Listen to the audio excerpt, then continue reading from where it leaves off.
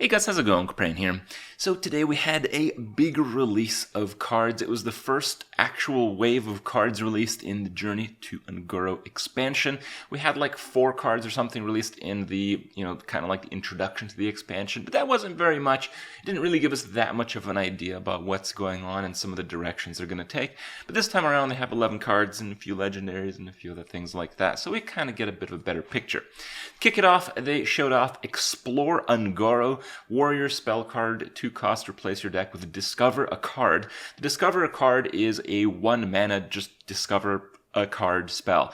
They had a Tavern Brawl with this. I don't believe it lets you have cards outside of your own class, but still, you generally can get some pretty good weight attached to your deck.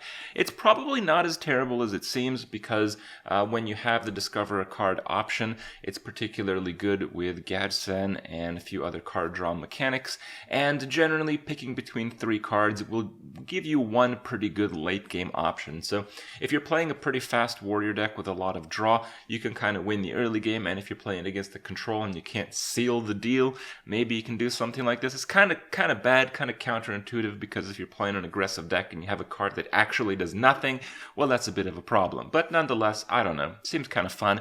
In Arena, I think it is actually pretty good. Spells have a pretty high occurrence bonus. Epic cards are actually not that uncommon anymore in Arena decks, and I imagine there will be an offering bonus as there's going to be, the new expansion with Un'Goro. So you're going to get an opportunity to pick this card if you choose to play Warrior in Arena, and again, it'll give you a very heavy deck if you choose to play it. So it's really quite alright. I wouldn't call it insane, but it's pretty good.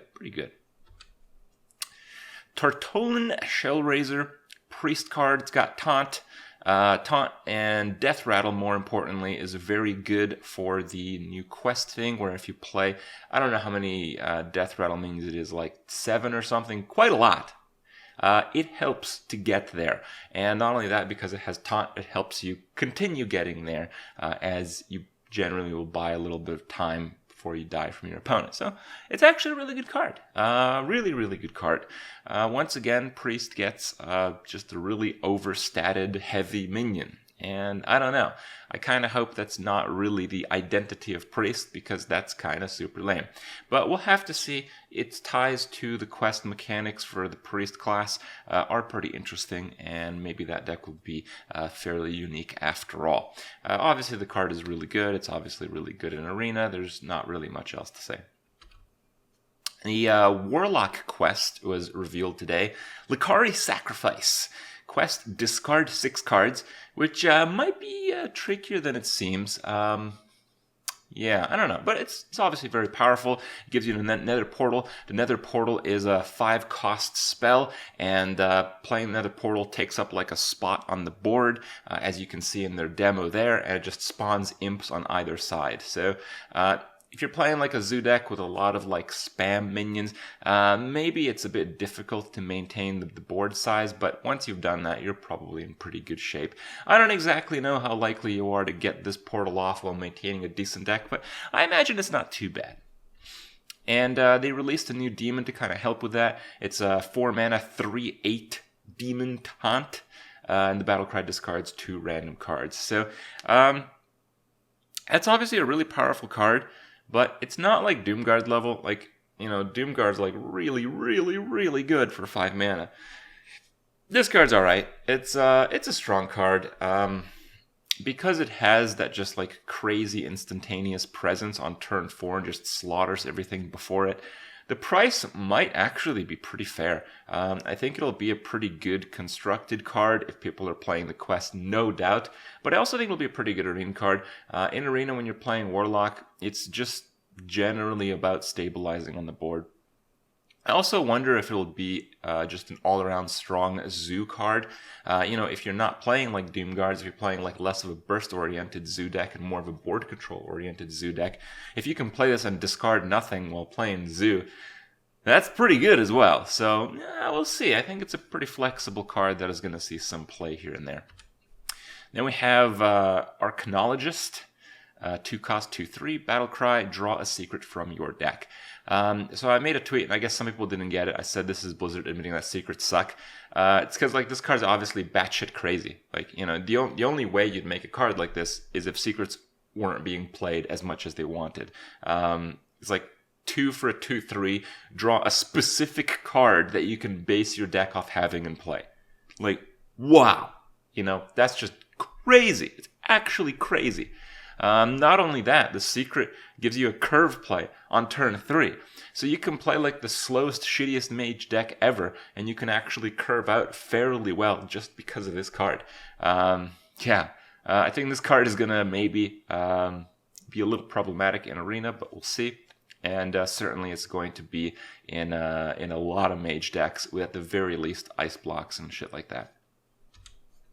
Then we have Elise. This is the new Elise. It's a 5 mana, 5/5 neutral legendary. Shuffle a sealed Un'Goro pack into your deck. So you don't actually get like a real pack. You don't get to keep the cards, none of that. It's a 2-cost spell, the Un'Goro pack, and whenever you draw it, you can play it, and it kind of like opens a pack. It's a heavy rarity pack. They said on average you'll have a legendary, and they said the minimum rarity is 1 epic card. So you just get a bunch of cards. They can be different classes, so it's really, really random. If Jade Golems didn't exist, I'd take a look at this card and call it like really bad for the game, because every control deck would include the card, because it's like insane value, but completely random. You could never possibly play around, 5 cards from the entire set across all. You just couldn't play around. It's impossible, right?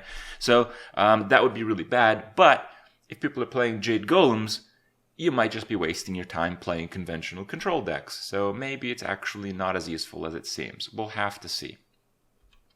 And we have the Glocka Crawler, 2-cost 2/3 beast, and the battlecry destroys a pirate and gains 1/1. So that's not bad. If your opponent has a pirate, you play this. It's a 2-cost 3/4 with a removal effect. Is that swingy enough against pirate decks? I actually think it's not.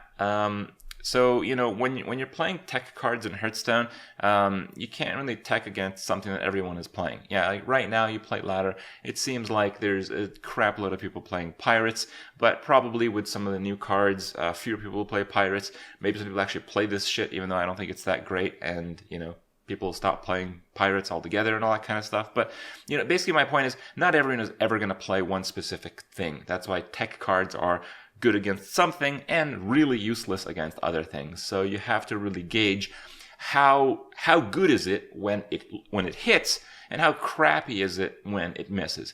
So when it misses, it's a 2-cost 2/3 for Arena. That's fine. For Constructed, that's really, really not fine. That's a really bad card. But when it hits, that's pretty good. But do you win the game? I don't know.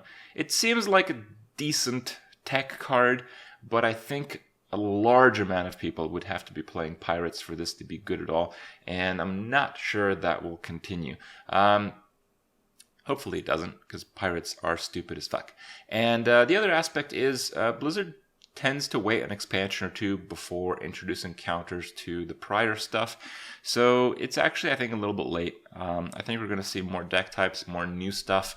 And because of that, there's going to be fewer pirate players, which makes it not worth it to play this card, because on its own, it's kind of crappy.